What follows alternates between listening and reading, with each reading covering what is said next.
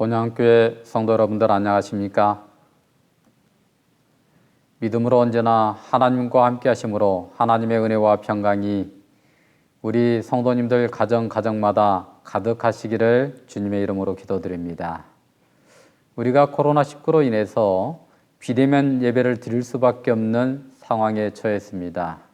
하지만 여러분, 상황에 따라 사는 삶이 아니라 믿음으로 하나님 안에 사는 삶을 사심으로 어린 양이 어디로 인도하든지 따라가는 삶을 사시고 모든 환난 가운데서도 지켜주시는 하나님의 능력의 날개 안에 거하시고 하나님의 뜻을 이루시고 하나님께서 뜻하신 대로 하늘 번향에 들어가시는 우리 모두가 되었으면 좋겠습니다. 금년 1년 동안 참으로 주님의 이름으로 수고하신 모든 성도님들께 감사를 드립니다. 교회 직원으로, 안실학교 임원으로, 방송실 봉사로, 차량 봉사로, 또 식사 봉사로, 피아노와 오르겐 봉사로, 또 방역 봉사로 수고하여 주신 모든 분들께 진심으로 감사를 드립니다. 특별히 본교회 조호상 장로님, 최도현 장로님, 서옥선 장로님께 감사를 드립니다. 또한 금년에는 교회가 물질적으로 굉장히 어려운 상황에 처했습니다. 하지만 우리 성도님들의 자발적인 헌신으로 이 위기를 은혜롭게 극복할 수 있도록 해주셔서 진심으로 감사를 드립니다. 또한 코로나19로 인해서 모든 가정들이 경제적인 위기에 처해 있음에도 불구하고 청지기 직분을 잘 감당해 주신 모든 성도님들께 감사를 드립니다. 그 무엇보다도 우리 모두를 코로나의 위험으로부터 보호하여 주시고 여전히 하늘 본향을 향하여 이끌어주고 계시는 참 좋으신 우리 하나님으로 인하여 감사를 드립니다. 정말 2021년도는 웅크렸던 교회와 모든 성도님들의 가정이 도약하고 비상하는 하나님의 은혜가 있기를 주님의 이름으로 기도드립니다. 오늘 우리에게 주신 하나님의 말씀을 보도록 하겠습니다. 이 말씀을 통해서 우리 본향교회 모든 성도님들이 2020년도를 잘 마감하시고 2021년도를 정말 힘있게 시작했으면 좋겠습니다. 누가복음 6장 12절로 13절의 말씀을 제가 읽어드리도록 하겠습니다. 누가복음 6장 12절로 13절에 있는 말씀입니다. 이때에 예수께서 기도하시러 산으로 가사 밤이 새도록 하나님께 기도하시고 밝음에 그 제자들을 부르사 그 중에 12를 택하여 사도라 칭하셨으니 아멘. 오늘 이 말씀을 통해서 예수 그리스도의 기도 두 번째 시간을 가져보도록 하겠습니다.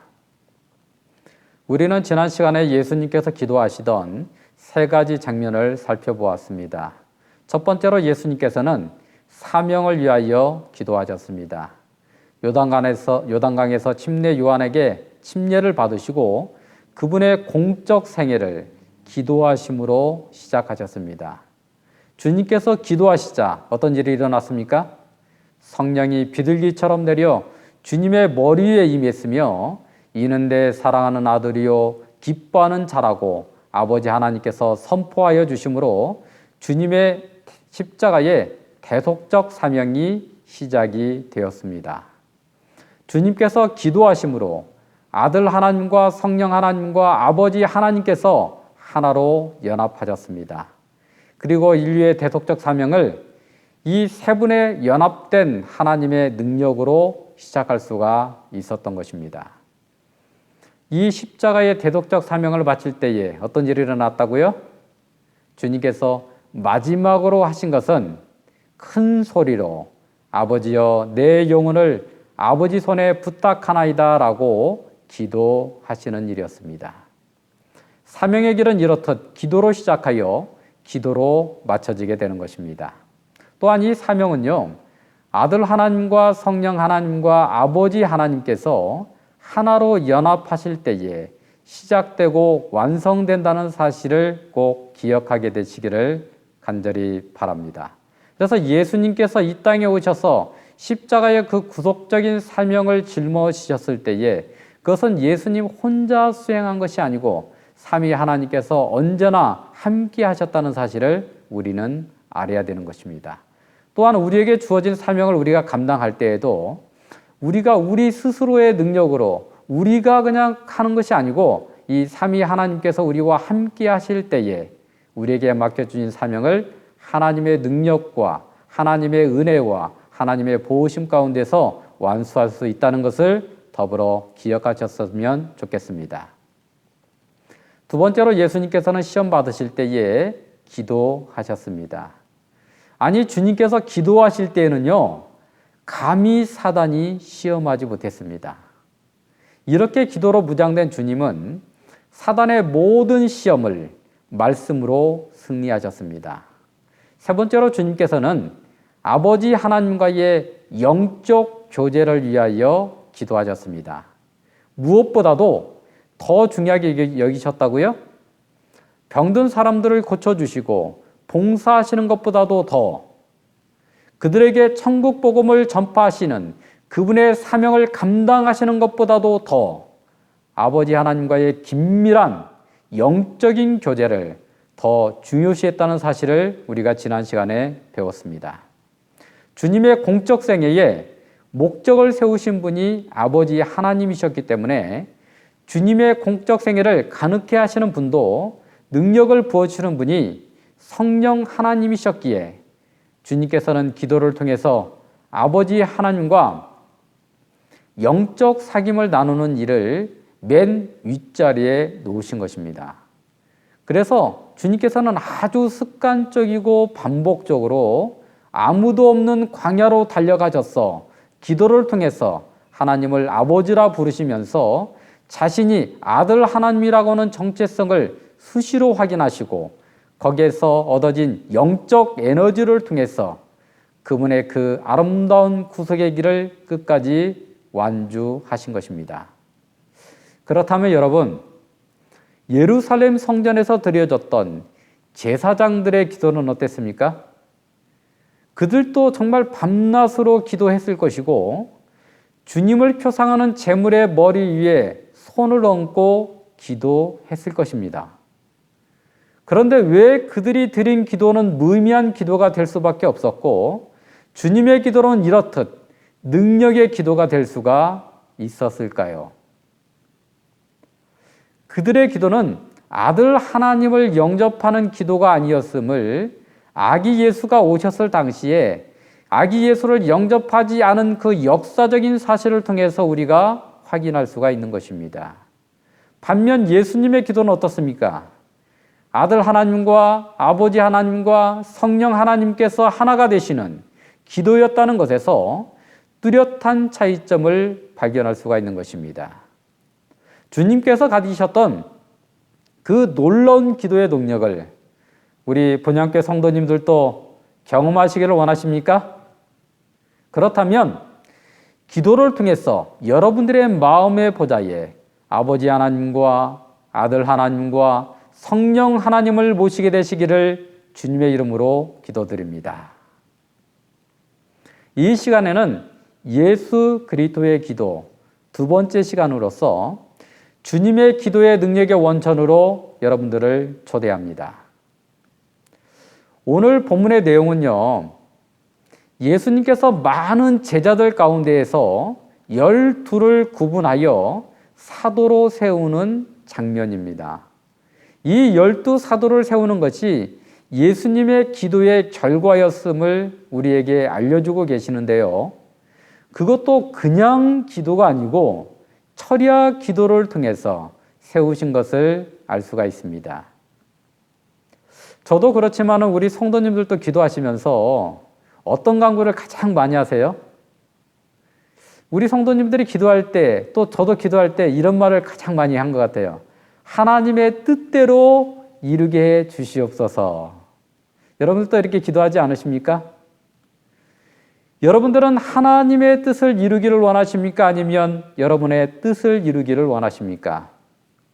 오늘 본문을 잘 분석해 보면 주님께서는 하나님 아버지의 뜻을 이루는 기도를 하셨음을 우리는 분명하게 발견할 수가 있습니다. 그리고 꼭 우리가 염두에 둬야 될 것은 기도는 일방통행이 아니라 쌍방통행이라고 하는 것입니다. 이제 저희 집 아이들이 학생이어서 이 코로나 시대에 수업 받는 것을 제가 이제 가만히 이렇게 지켜볼 때가 있습니다. 이 온라인 수업을 받는데요. 가장 효과적인 방법은 줌을 통해서 쌍방향 수업을 하는 것입니다. 만약에 쌍방향 수업이 아니고 일방적으로 그냥 이 교육 내용을 송출하면 애들이요, 이렇게 누워서 수업을 듣더라고요. 근데 쌍방향으로 하면 절대 누워서 들을 수도 없고, 또 수업 중간중간에 선생님과 학생들 간에 이 질문과 답을 통해서 정말 이 수업을 원활하게 진행해 나갈 수가 있는 것입니다. 기도가 바로 이러해야 된다는 거예요. 그런데 많은 경우에 우리가 전능하시고 지혜로우신 하나님의 말씀을 우리가 들어야 되는데 참으로 부족한 우리들의 이야기만 막 하고 나서 끝나는 경우가 많다라고 하는 것입니다. 이것은 뭐냐면요, 화상 수업을 하는데 화상 수업이라는 거 뭐예요? 선생님이 학생들에게 뭔가 가르쳐 줘야 되잖아요. 왜냐하면 선생님은 지식을 많이 갖고 있고 학생들은 그 지식을 이렇게 받아가야 되는 것이 이제 수업이니까. 근데 선생님은 가만히 계시고 학생들이 본인의 생각만 막 일반적으로 이야기하고 끝난다면 그 수업을 통해서 무엇을 얻을 수가 있겠습니까? 무슨 유익이 있겠습니까? 마찬가지로 기도 역시 쌍방통행이 중요하며 더 중요한 것은 하나님의 뜻을 알고 하나님께서 원하시는 방법을 아는 것이 매우 중요한 것입니다.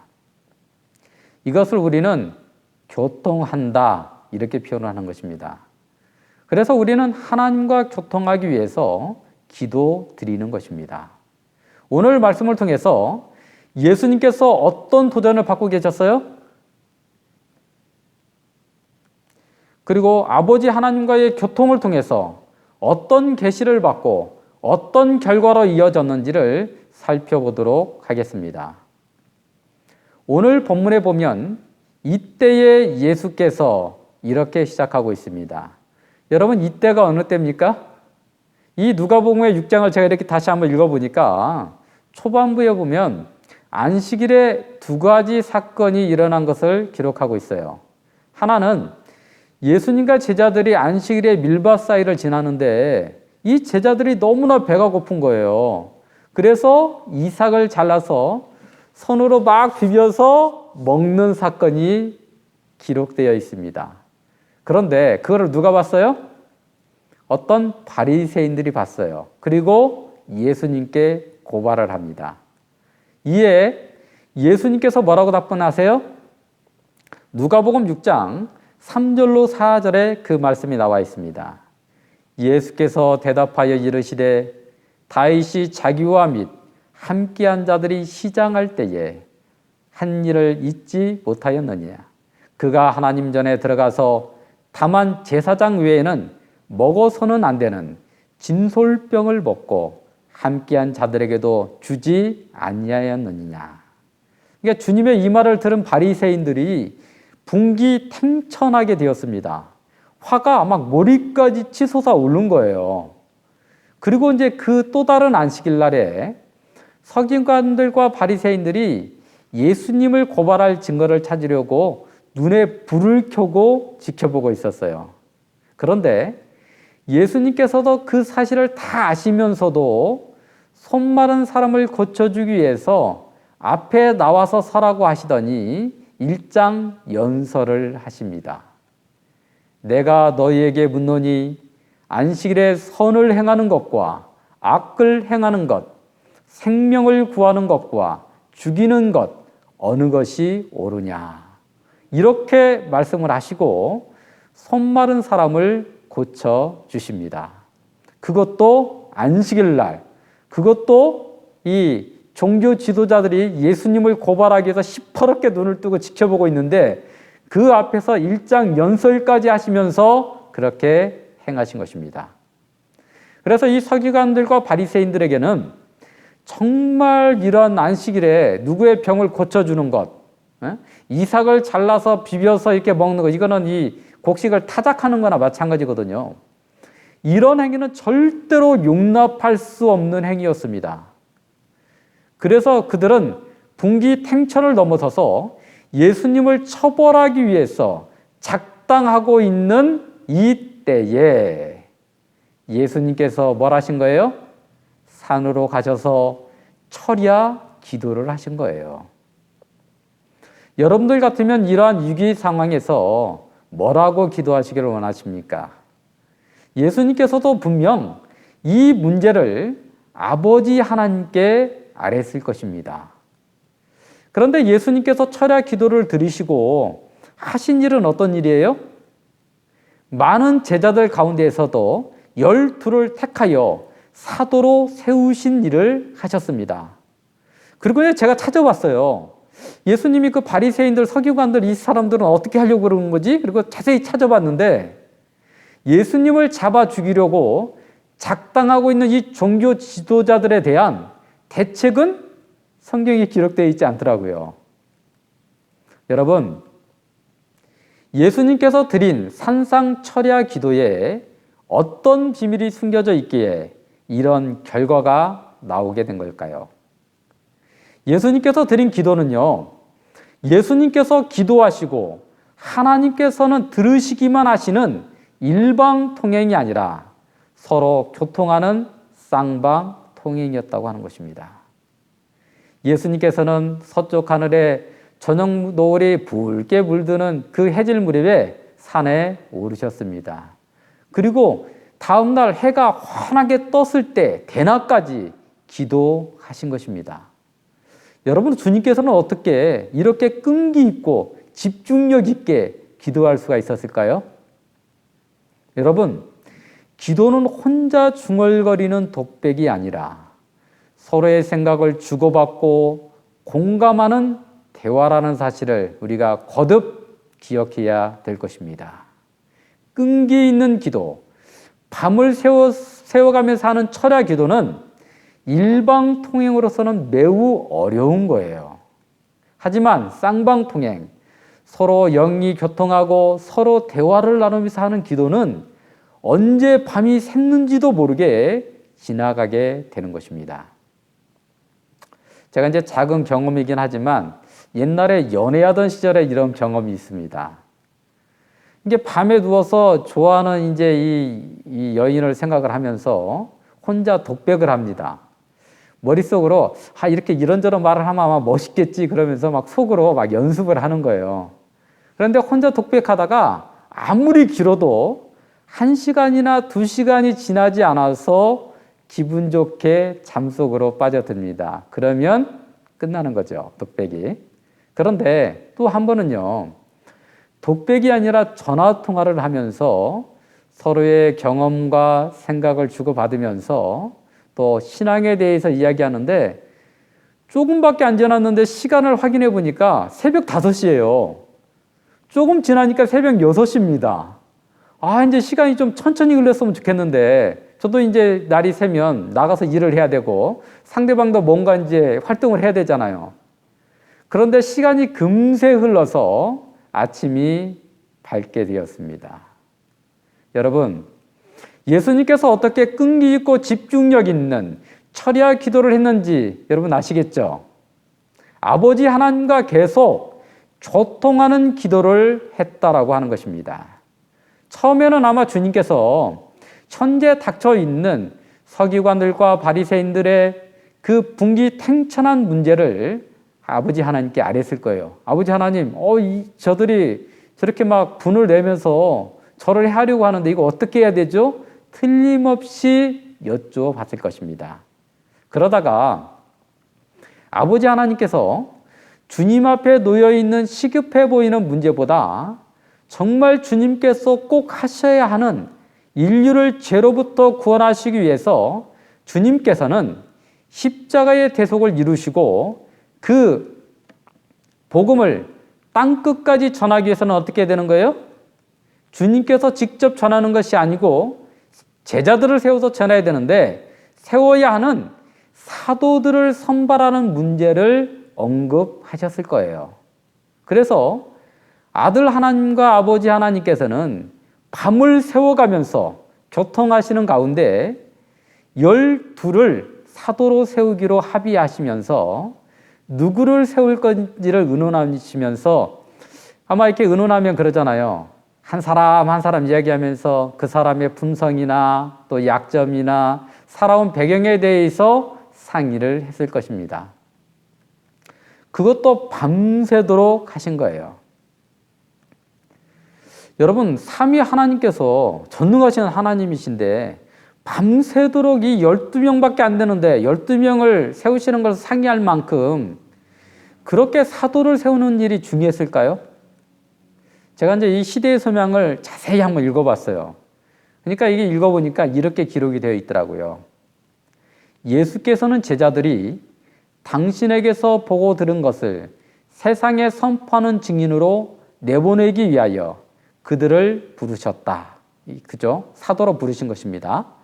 그들의 임무는 인류가 일찍이 부르심을 받은 일 중에서 가장 중요한 일이었으며 그리스도께서 친히 가지신 임무에 버금가는 것이었다. 예수님께서 십자가를 지신 그 위대한 구속의 사역에 버금가는 일이라고 말씀하고 있는 것입니다. 그들은 세상을 구원하기 위하여 하나님과 함께 일하는 일꾼이 될 것이었다. 구약 당시에 12족장이 이스라엘의 대표자였던 것처럼 12제자들은 복음교회의 대표자들이 될 것이었다. 여러분, 주님께서 산상철야 기도를 하신 것은 이렇게 중요한 일이었다고 하는 것입니다. 오히려 하룻밤이 짧을 정도로 두 분 하나님께서는 아주 긴밀한 대화를 나누신 것입니다. 그렇게 철야를 해야만 하는 이유를 시대의 소망에서 또 이렇게 설명을 했습니다. 구주께서는 당신이 택하신 사람들의 품성을 아셨다. 그들의 모든 약점과 허물을 구주께서는 훤히 아셨다. 그러니까 이제 허물들을 다 아니까, 제자들의 단점을 다 아니까, 아버지, 이 베드로는 이렇게 나서기를 좋아하고, 이렇게 허풍이 심한데, 이 제자 어떻게 해야 됩니까? 그럼 아버지 하나님께서 쭉 얘기해 줬겠죠. 아마 앞으로 이런 일이 있었을 거야. 그때에 참지 못하고 얘를 많이 야단치면 얘가 주눅이 들어가지고 아마 나중에 사명 감당 못할 거야. 인내하면서 사랑으로 세워주면 베드로는 허풍쟁이가 아니라 능력 있게 복음을 선포하는 아마 능력의 제자가 될 수 있을 거야. 뭐 이런 대화를 계속 나눴다는 거예요. 구주께서는 그들이 겪어야 될 위험과 그들에게 지어질 위험을 책임을 아셨으므로 이 택하신 자들에게 애타는 정을 가지셨다. 제자들이 산 기슭에서 잠자는 동안에 예수님께서 기도하실 때 제자들은 뭐 했다고요? 편안하게 잤다는 것입니다.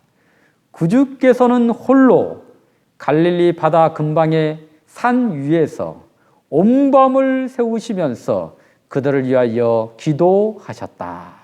여러분 아멘이십니까? 여러분, 예수님께서는 하나님이시지만 예수님의 12제자는 참으로 다양한 직업을 가지고 있고 잘난 체하면서 나서기를 좋아하는 베드로를 비롯해서 성질이 불같은 요한과 야고보, 부유한 마태도 있는 반면에 예수를 팔아먹을 가롯 유다도 포함이 되어 있었던 것이에요. 여러분, 말하면 뭐합니까? 그런데 그들이 온 세상에 복음을 전파해야 되는 매우 중요한 예수님이 십자가를 진 것과 같은 그거에 정말 버금가는 중요한 사명을 져야 했기 때문에 주님께서는 정말 애타는 마음으로 철야 기도를 하실 수밖에 없었던 것입니다. 지금도 주님께서는 하늘 지성소에서 뭐하고 계실까요? 우리를 위해서, 주님의 사명을 감당하고 있는 주님의 종들을 위해서 기도하고 계시는 것입니다. 하나님께서는 우리들을 시각장애인 선교를 위해서 세워주시고 우리들의 품성과 연약함을 보시고 그리고 우리가 겪어야 하는 많은 고난들을 보시고 지금도 정말 애타고 불타는 마음으로 기도하고 계심을 믿게 되시기를 간절히 바랍니다.